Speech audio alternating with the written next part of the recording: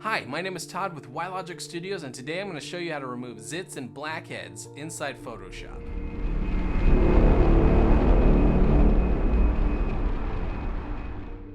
Go ahead and open up Photoshop and drag in your image. Once you're done with that, click this icon. This is a spot healing brush tool.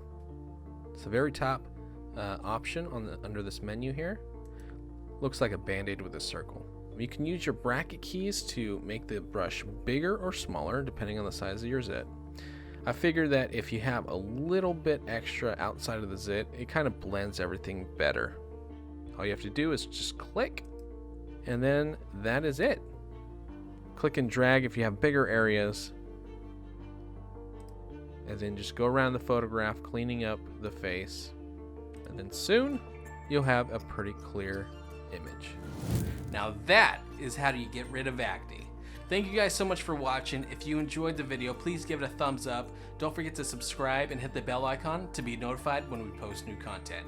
Again, thank you for watching, and we'll see you next time.